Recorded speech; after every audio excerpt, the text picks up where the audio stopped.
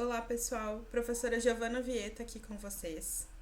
Eu gostaria de saber quem de vocês acredita que na sua vida profissional tomará decisões clínicas baseadas em evidências? E ainda, quantos de vocês quer ter segurança nesse momento?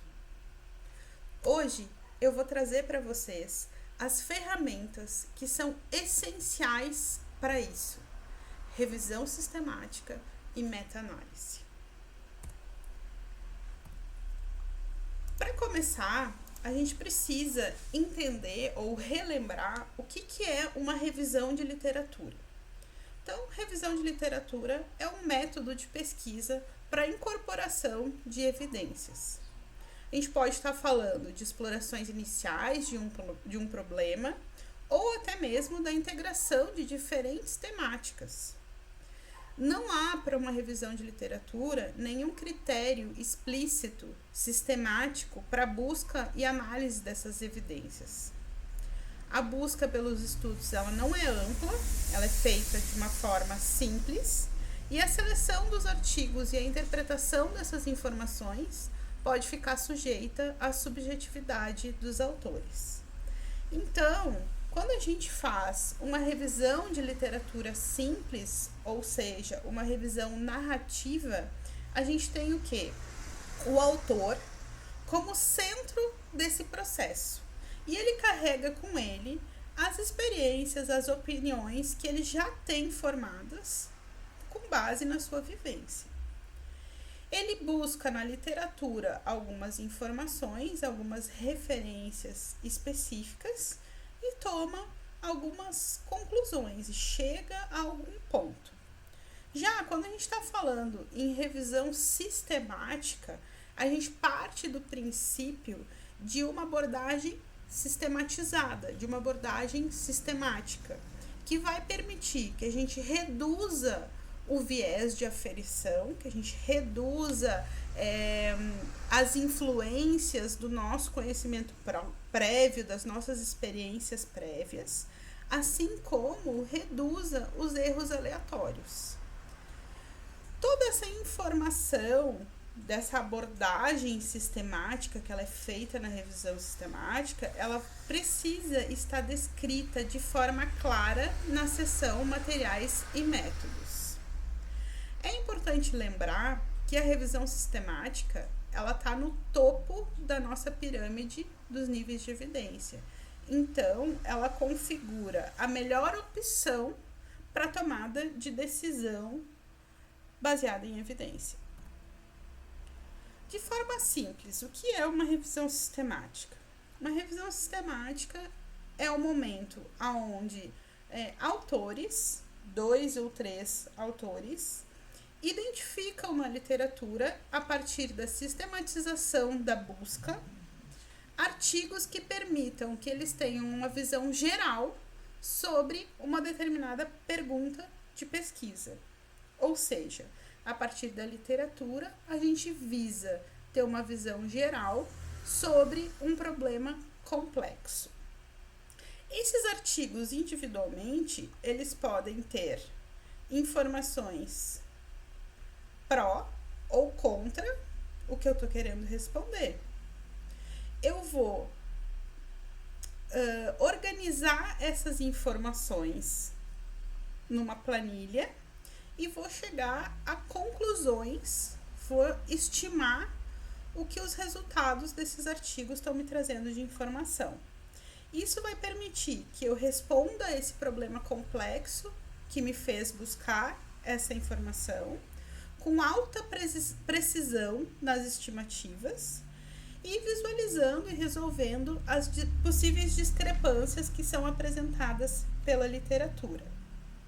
Então, a gente pode dizer que uma revisão sistemática ela vai ter que se basear em uma questão específica. E é importante que essa questão específica, essa pergunta de pesquisa, ela seja extremamente clara. Eu preciso ter clareza no que eu estou questionando. Essa revisão, ela vai ser realizada de forma abrangente ou seja, vai buscar diferentes fontes para responder a partir de uma busca explícita, de uma busca sistematizada. Vão ser realizadas as seleções dos instrumentos, dos documentos que vão fazer parte dessa revisão, com base nos critérios de inclusão e exclusão que vão ser aplicados uniformemente a cada artigo que for avaliado para entrar nessa revisão sistemática. Assim, a gente pode assumir que numa revisão sistemática é realizada uma avaliação criteriosa e reprodutível da informação que vai fazer parte dela. E que as inferências utilizadas nessas revisões, elas são baseadas em resultados de pesquisas clínicas. Aqui a gente pode explorar os diferentes tipos de revisão sistemáticas que existem. Revisão sistemática de ensaio clínico randomizado, revisão sistemática de estudo de corte, revisão sistemática de estudos observacionais e, atualmente, as Umbrella Review, que são revisões sistemáticas de revisões sistemáticas. Então, são identificadas revisões sistemáticas sobre um mesmo tema e, em cima disso, é realizado esse estudo guarda-chuva, né? Essa revisão sistemática guarda-chuva, que faz uma avaliação de todas as revisões sistemáticas sobre o tema.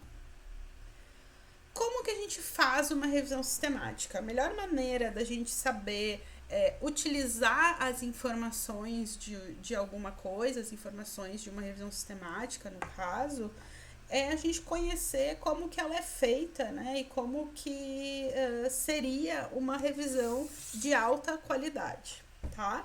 Então, para se fazer uma revisão sistemática, a primeira coisa é definir claramente a pergunta de pesquisa ou a questão que vai ser respondida. Então, formular esta questão a ser respondida. Qual a estratégia que a revisão sistemática ela deve utilizar para formular essa pergunta? A estratégia PICOS. A estratégia PICOS, ela define quem são os pacientes ou o problema que vai estar sendo estudado. Então, a gente pode estar falando aqui de um único paciente ou de um grupo de pacientes com uma condição particular, ou ainda pode estar falando sobre um problema específico de saúde. Define qual é a intervenção que vai estar sendo trabalhada. O I vai estar representando a intervenção de interesse, pode ser tanto terapêutica, preventiva, diagnóstica, prognóstica, administrativa ou relacionada a custos. O C, controle ou comparação, vai definir a intervenção padrão ou a intervenção mais utilizada para que a gente compare, para que a gente estabeleça a comparação dos resultados, ou ainda não vai comparar com nenhuma intervenção.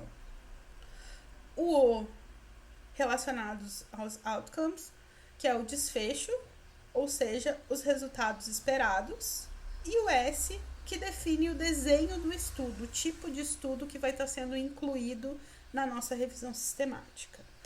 É importante a gente pensar também que nesse momento onde a gente formula a nossa questão de pesquisa, a questão que vai ser respondida, ou a gente identifica a questão que vai ser respondida na revisão sistemática, a gente tem que definir os critérios de inclusão e exclusão dos estudos.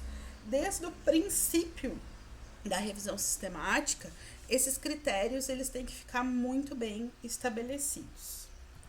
Para facilitar um pouquinho o entendimento de todos esses passos e a gente já fazer junto aí uma análise crítica de uma revisão sistemática, eu trouxe uma revisão sistemática que eu sou coautora, tá?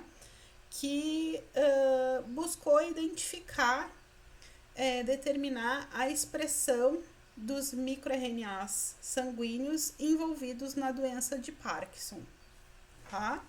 Então, aqui eu trago para vocês o objetivo do estudo e a partir dele a gente consegue identificar o PICOS. Então, Parkinson é a doença que a gente está trabalhando, que a gente está avaliando, o foco do nosso estudo.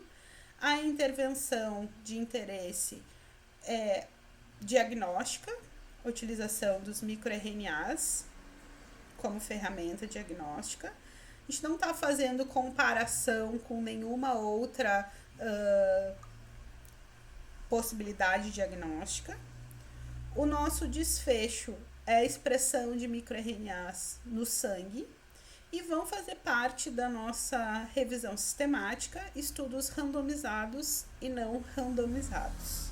Então aqui, a partir do objetivo do estudo, a gente consegue identificar qual foi a estratégia utilizada. Isso vocês podem fazer em qualquer análise que vocês estiverem avaliando, qualquer revisão sistemática que vocês estiverem avaliando. Tá? O segundo passo é a busca desses artigos que vão ser incluídos na revisão sistemática. Então, esses artigos, eles precisam ser identificados em diversas fontes e todos precisam ser estudos confiáveis e, mais do que isso, precisam abordar a questão que eu elaborei. Qual é a estratégia utilizada? Primeira coisa, a gente acessa a livraria Cochrane, onde a gente identifica se já não existe uma revisão sistemática com a mesma pergunta de pesquisa sendo realizada. Porque se alguém já estiver respondendo essa pergunta, não se justifica eu estar fazendo esse trabalho. Então, a partir do momento que eu identifiquei que não tem nada igual ou extremamente parecido com o que eu quero responder, eu posso identificar quais são as bases que são interessantes para que eu faça essa busca. Então, eu tenho lá, né, PubMed, via Medline, Web of Science, Scopus, BVS, entre outras bases. Eu trouxe aqui as principais para a área da saúde. Ainda vou estar utilizando publicações governamentais, comissões de éticas, resumos em anais de congressos, teses, né, as dissertações também podem estar sendo incluídas. Sempre lembrando o quê? Que toda essa busca ela vai ser realizada em cima do que eu elenquei como estratégia PICO. E eu vou estar utilizando os descritores. Então, descritores da saúde em português, se eu for estar utilizando lá a BVS, e os termos MESH na língua inglesa. Tá? A forma de pesquisar com termos de busca, ela pode interferir com a sensibilidade da nossa revisão sistemática. Então, alguns autores afirmam que estabelecer os termos corretos para nossa pesquisa nas bases de dados, contemplando especificamente aquilo que a gente definiu dentro da estratégia PICO, é a forma que eu tenho, é a melhor forma que eu tenho para aumentar a sensibilidade da minha revisão sistemática. No nosso estudo, a gente traz descrita a estratégia de busca, quais foram as bases que foram utilizadas para fazer essa busca e quais foram os descritores, quais foram os termos que foram utilizados. Então, para o tópico microRNA, a gente encontrou, definiu como possíveis descritores todos esses termos, e para Parkinson, esses aqui. Então, foi realizada uma união, né, a partir dos boleadores entre esses termos em todas estas bases de dados e foram elencados os estudos que entrariam na nossa revisão sistemática. Como se faz a seleção dos estudos que vão ser incluídos na revisão sistemática? Utilizando sempre os critérios de inclusão e exclusão estabelecidos lá no início. Aqui é importante a gente lembrar e comparar de novo com a revisão narrativa. Quando a gente fala numa revisão simples, numa revisão narrativa, a gente está pensando no quê? Em um indivíduo, um pesquisador, fazendo a sua busca, né? Identificando aquilo que é interessante, aquilo que é importante para ele dentro da literatura de uma forma livre. Quando a gente fala em revisão sistemática, a gente necessariamente está falando em 2 ou mais pesquisadores que vão estar buscando e avaliando os estudos de forma independente. Ou seja, no mínimo 2 pesquisadores fazem essa busca com os termos estabelecidos, chegam a um número de artigos nesta busca. Esse número, esses artigos, eles são comparados para ver se a busca teve o mesmo resultado. E depois disso, de forma independente, eles continuam trabalhando, estabelecendo quais seriam os artigos interessantes para inclusão, né? A partir dos critérios de inclusão e exclusão, quais os estudos que foram identificados nessa busca inicial que de fato podem responder à pergunta de pesquisa, tá? Havendo uma discordância entre esses 2 pesquisadores, um terceiro pesquisador, normalmente um pesquisador mais experiente, vai definir se o estudo entra ou não, né, na revisão sistemática. Como que é feita essa avaliação? Num primeiro momento, é avaliado o título, então, com base nos critérios de inclusão e exclusão, a leitura do título nos faz identificar se aquele artigo ele é capaz ou não de responder a nossa pergunta, tá? Normalmente, pelo título, a gente já tem uma boa margem de exclusão de artigos aqui. Quando a gente fica em dúvida, a gente vai para a leitura do resumo. Li o resumo, levando em consideração os meus critérios de inclusão e exclusão. Avalio.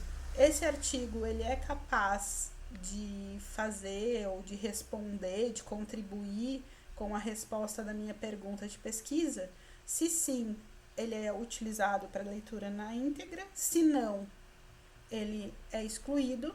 Se dúvida, eu leio o artigo na íntegra para estabelecer se ele é ou não uma possibilidade de resposta, tá? Então, sempre usando critérios de inclusão e exclusão baseados nos termos que eu elenquei na estratégia PICO. No estudo que a gente está analisando, é identificado, então, como que é feita a seleção dos estudos e a extração dos dados, né? A partir do título, resumo e leitura total do artigo, avaliado por 2 autores. Os 2 autores avaliam o artigo na íntegra e fazem a sua seleção de acordo com os critérios pré-estabelecidos, ou seja, critérios de inclusão e exclusão, e em caso, né, de desacordo entre esses 2, isso é resolvido num consenso com base num terceiro autor.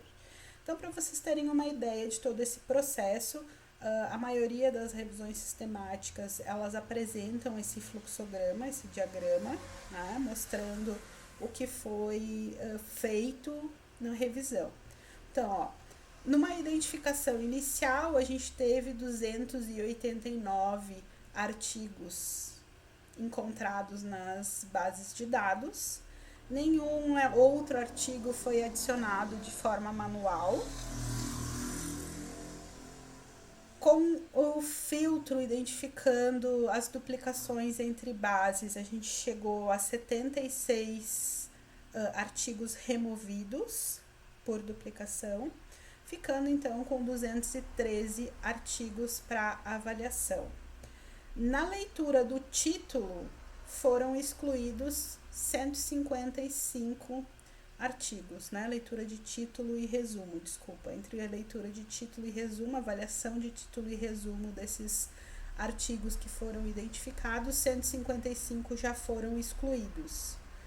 Ficando para elegibilidade pela leitura de todo o texto, 58 artigos. Dos 58 artigos avaliados, apenas 9 estudos foram de fato incluídos na nossa revisão sistemática. E aqui a gente descreve, né, para os leitores quais foram os motivos desses 58 artigos terem sido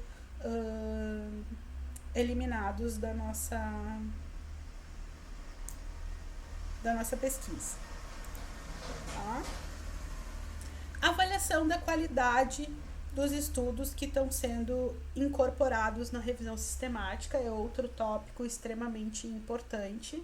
Né? A gente parte do pressuposto de que a revisão sistemática é o pico da nossa medicina baseada em evidência, então a gente tem que ter certeza que os estudos que a gente está incluindo na nossa revisão são estudos de qualidade, ou ainda deixar claro para os autores, para os leitores, se a gente está trabalhando com artigos que não têm uma qualidade tão alta, né, para que eles possam também fazer essa leitura crítica do que a gente está concluindo, da onde a gente está chegando. Para fazer essa avaliação da qualidade do estudo, a gente tem possibilidade de utilizar diferentes instrumentos, e esses instrumentos eles são escolhidos de acordo com o desenho do estudo. Então eu trouxe aqui para vocês, né, os principais instrumentos que são utilizados, pensando aí que a maioria das revisões sistemáticas fica entre esses 4 primeiros estudos. Então, as ferramentas mais utilizadas são o Consort, Strobe, o Prisma, que é o que a gente está utilizando na nossa revisão sistemática, e o Spirit. Na revisão sistemática que a gente está avaliando, então, a gente assume que a gente utilizou o método Prisma, onde só são incluídos estudos de alta qualidade. Aqui eu trouxe para vocês uma outra revisão sistemática que eu sou coautora, onde a gente fez a análise de qualidade dos artigos que foram incluídos. É uma revisão sistemática que fala sobre o efeito agudo do exercício físico nos marcadores inflamatórios em pacientes com fibromialgia. Então, mostrando, né, o positivo é a qualidade do artigo e o negativo seria que para esse foco específico, né, esse artigo ele teria uma baixa qualidade ou não responderia de forma tão satisfatória em termos de qualidade, tá? Então, a gente avalia cada um dos artigos frente a esses parâmetros escolhidos, né, para identificar aqui, no caso, viés de publicação. Então, aqui a gente observa que nenhum dos estudos ele foi completamente de alta qualidade, mas também a gente não tem nenhum dos estudos que seja completamente de baixa qualidade. Tá? Então, só para vocês terem uma ideia do que pode estar aparecendo nas revisões sistemáticas. Ainda outro fator extremamente importante é a forma de coletar as informações em cada artigo que foi incluído no estudo. Tá? Então, quando a gente passou já por esses passos de identificação e seleção do que vai ser incluído no estudo, o próximo passo vai ser extrair as informações de forma clara. Então, essa extração da informação, ela também vai ser feita por, no mínimo, 2 pesquisadores que vão estar coletando esses dados, preferencialmente de forma isolada, né? Cada um faz a sua coleta, a sua retirada de informações, dentro de um formulário que foi previamente estabelecido para a extração desses dados. E, com base nisso, vai ser realizada a análise desses artigos. Uma análise inicialmente descritiva e qualitativa, onde vai ser feita a construção de tabelas com todos os artigos e os principais resultados desses artigos. Então, aqui eu mostro para vocês uma tabela de extração de dados, onde a gente tem os diferentes artigos que foram incorporados à revisão sistemática e as variáveis que foram elencadas para que fossem extraídas dos artigos. No estudo que a gente está avaliando, revisão sistemática sobre microRNAs e Parkinson, a gente estabelece no método quais são as informações que vão ser retiradas, né, baseadas nos critérios de inclusão e exclusão que foram definidos inicialmente. Aqui é a apresentação da nossa primeira tabela nesse estudo, onde a gente mostra quem é o primeiro autor e o ano de publicação desse estudo. Nós organizamos de forma a trazer os estudos mais antigos num primeiro momento e fomos atualizando a literatura até o mais novo que foi publicado nesse sentido, nessa temática. O local de publicação dos estudos, o tipo de estudo, né, o desenho do estudo que foi realizado, a caracterização da amostra, pacientes em tratamento, sem tratamento, se o estudo apresentava um grupo controle ou não, o que era feito, né, qual o número de participantes, o gênero, a idade, o estadiamento da doença do Parkinson, o tempo de duração do estudo e qual é a referência, né, no nosso artigo, com que momento que ele está sendo citado. Então, a nossa primeira tabela é uma tabela de caracterização desses estudos, onde dá para os autores um direcionamento do que foi identificado, do que foi trabalhado. E a segunda tabela, ela vai trazer, então, os resultados específicos sobre o foco do nosso estudo, que são os microRNAs. Então, cada um dos estudos na mesma ordem, na mesma sequência lógica que a gente identificou como sendo a melhor para trazer essas informações, identificando quais são os microRNAs que cada artigo trabalhou, né, identificou, e a relação desses microRNAs, né, em termos de regulação da doença de Parkinson, aqueles que fazem uma upregulation ou downregulation da doença. A amostra, qual foi a amostra utilizada, se foram leucócitos, se foi plasma, o sangue como um todo, ou soro, da onde que esses microRNAs foram identificados, e a análise metodológica que foi utilizada para chegar a esses microRNAs, né, a expressão desses microRNAs.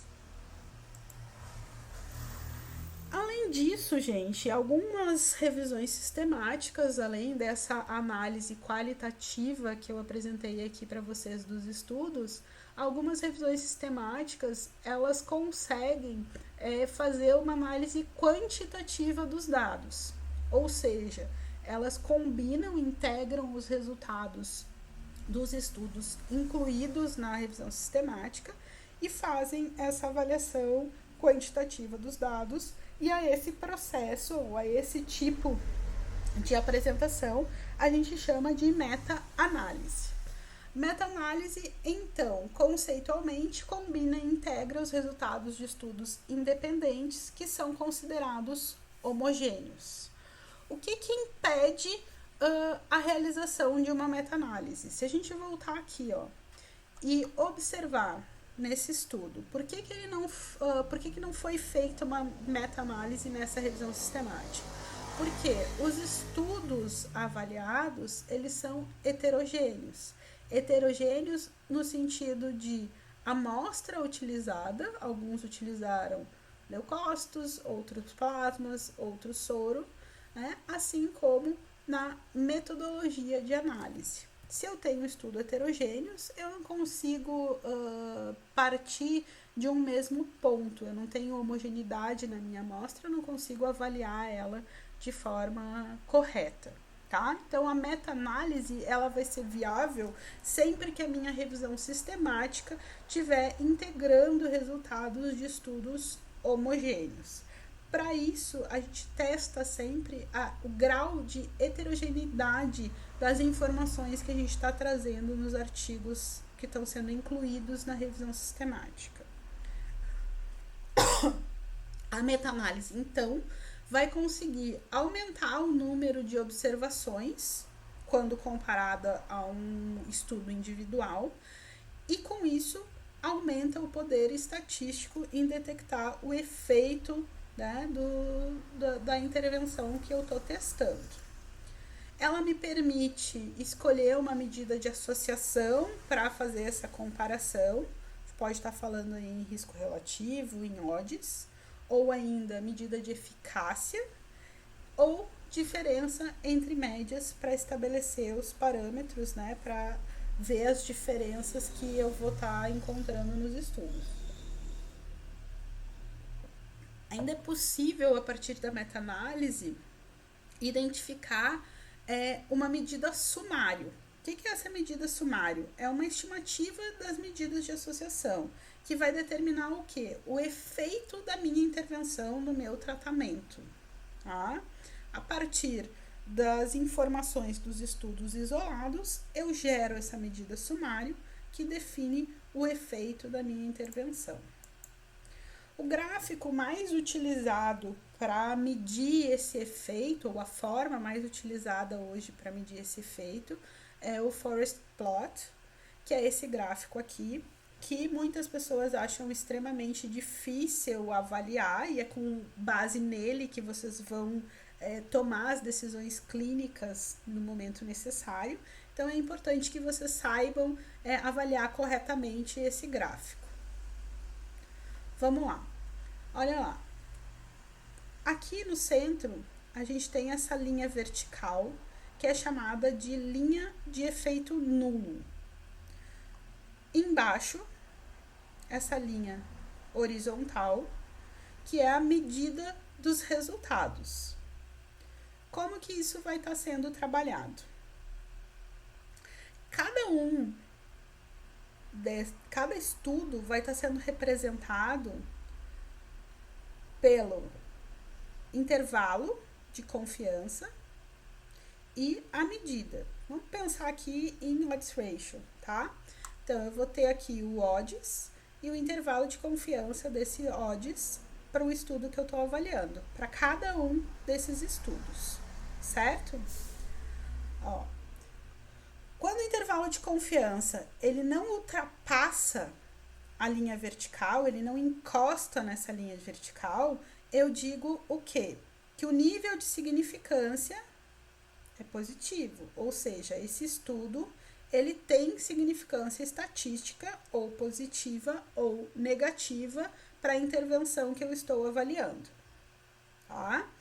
Já quando de alguma forma essa representação ela encostar na linha vertical ou ela passar por essa linha vertical, ela me mostra que não existe significância estatística, ou seja, esses estudos que têm contato com a linha de efeito nulo não mostram efeito, não tem diferença, não exploram diferença estatística no que está sendo avaliado. Quanto mais longe o estudo ficar dessa linha central, maior será a diferença, mais significativa essa diferença é, e maior é o efeito encontrado por esse estudo, certo? O diamante, que é apresentado normalmente no final do gráfico, ele sinaliza o resultado da minha análise, o resultado da minha meta-análise. Então, avaliando esses estudos, eu identifico o quê? Que não há um efeito, ou há um efeito nulo da intervenção que eu estou estudando em relação ao que está sendo avaliado, certo? Vamos explorar isso num gráfico de um artigo aqui que mostra o quê? Ó, a associação entre pré-diabetes e todas as causas de mortalidade, levando em consideração diferentes pontos de corte para glicemia, tá? Ou ainda o teste de tolerância à glicose e hemoglobina glicada, né? Pensando nos pontos estabelecidos pela ADA e pela Organização Mundial de Saúde. O que a gente identifica aqui, ó? Pensando nos níveis de glicose estabelecidos pela Associação Americana de Diabetes, a gente identifica que existem estudos que não mostram associação com mortalidade, ou que não tem, na verdade, significância estatística para mostrar essa associação com mortalidade, e que alguns estudos mostram uma associação, né? Que outros chegam próximo a uma tendência, né? Ficam com um P muito próximo ao 0,05, tá? Então, no final da minha análise, eu ainda tenho aqui, porque esses estudos, eles têm um efeito positivo maior, né? Eles ainda mostram que os níveis de glicose com o ponto de corte estabelecido pela Sociedade Americana de Diabetes estão associados a toda causa de morte. A mesma coisa a gente identifica quando são utilizados os pontos de corte da Organização Mundial de Saúde, estudos que cruzam a minha linha vertical, meu efeito nulo, mostrando que não há diferença estatística, ou seja, eles não veem associação entre os níveis de glicose e a mortalidade por qualquer causa, mas tem alguns estudos que ficam aí mostrando que existe essa associação. Então, numa análise final, todos têm a mesma tendência, todos estão mostrando o mesmo caminho, então a gente ainda identifica como sendo um efeito positivo, né? Altos níveis de glicose sanguínea relacionados ao aumento da mortalidade em indivíduos pré-diabéticos. O mesmo é identificado para o teste de tolerância à glicose.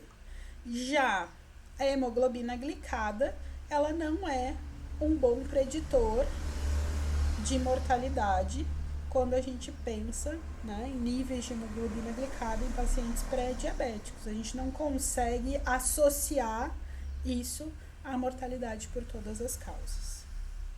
Assim fica um pouquinho mais claro, né, gente? Então, nessa comparação entre os diferentes pontos de corte estabelecidos para a glicemia, para o teste de tolerância à glicose e para a hemoglobina glicada, a gente consegue definir nessa meta-análise que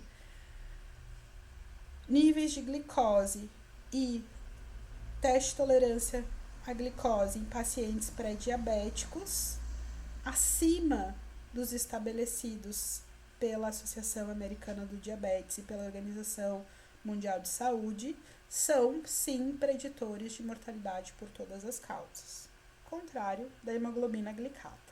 Ficou um pouquinho mais claro? Qual é a importância, então, finalizando aí, da revisão sistemática e da meta-análise? Primeiro, permite solucionar controvérsias em estudos com estimativas divergentes. Me permite ainda aumentar o poder estatístico desses estudos que foram incluídos. Estima com maior precisão o efeito do tratamento, porque diminui o intervalo de confiança, né, lá na meta-análise. Permite generalizar dados, aumentando a validade externa dos meus estudos. Ainda permite uma análise mais consistente de subgrupos, como o último gráfico que eu apresentei para vocês, mostrando diferentes pontos de corte. Identifica a necessidade de planejamento de estudos maiores e definitivos. Fornece dados para melhor estimar o tamanho da amostra e ainda consegue responder a perguntas não abordadas pelos estudos individualmente. Por fim, gente, eu queria trazer para vocês que a força de evidência dos estudos está muito relacionada, tá, aos fatores que podem estar interferindo na qualidade.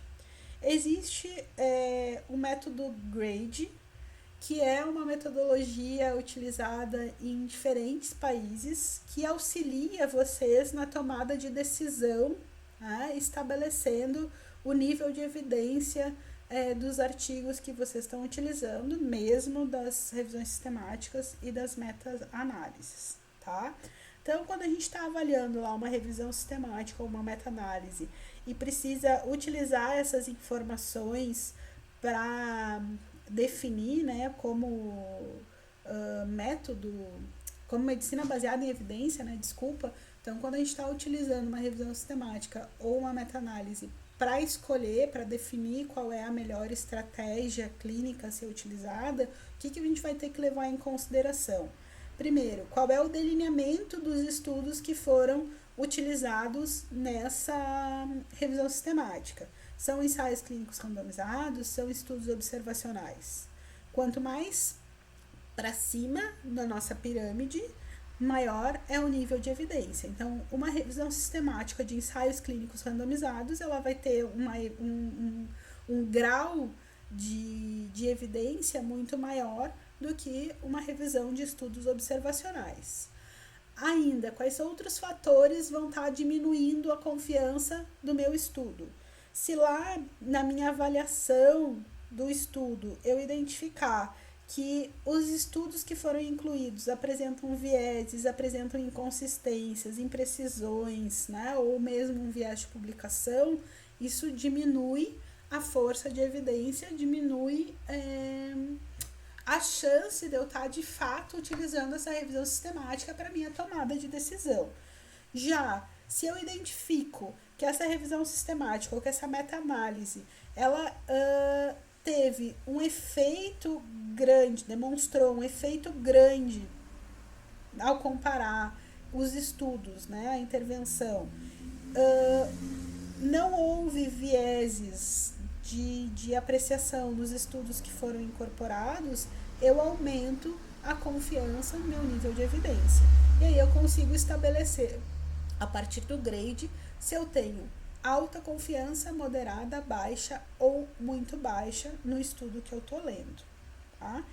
Isso é extremamente importante quando a gente pensa, né, na relevância disso para o paciente, que é o que vocês estão fazendo na medicina baseada em evidência, que é essa comparação entre o que é benefício e o que é risco para o paciente de vocês.